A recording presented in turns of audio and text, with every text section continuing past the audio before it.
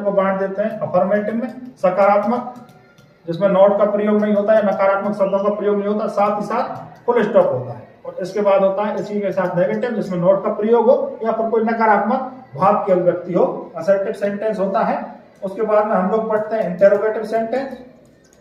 तो इंटेरोगेटिव जो सेंटेंस होता है उसको हम दो तरीके से बना सकते हैं, या तो वर्ब की फर्स्ट फॉर्म की सहायता से, हेल्पिंग वर्ब की सहायता से, या फिर मॉडल वर्ब की सहायता से। यस नो में इसका क्या आएगा, उत्तर आता है। यस नो में आंसर आता है, ऐसे जो क्वेश्चन होते हैं उनका।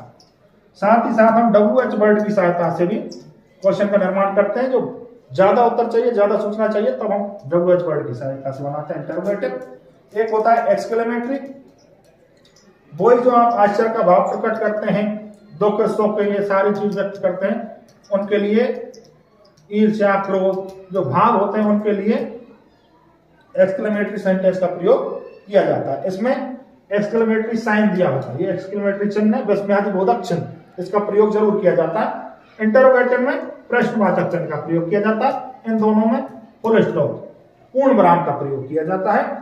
अब एक और होता है, अगर आप किसी के लिए अच्छी कामना कर रहे हैं या बुरी कामना कर रहे हैं तो ऑप्टेटिव सेंटेंस। ऑप्टेटिव सेंटेंस में कोई कामना की जाती है, जैसे मे यू लिव लॉन्ग, तो ये क्या है, एक अच्छी कामना की गई है, तो ये क्या हो गया, ऑप्टेटिव सेंटेंस हो गया हमारा।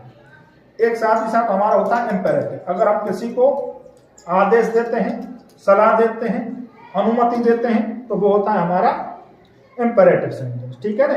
जैसे हम किसी से कहते हैं क्लोज द विंडो, खिड़की को बंद कर दो, इसमें हम लोग क्या दे रहे हैं, ऑर्डर दे रहे हैं, तो ये हमारा क्या हो जाएगा, इंपेरेटिव सेंटेंस होगा। जैसे अज्ञात वाक्य मे आई कम इन, रोज प्रयोग करते हैं।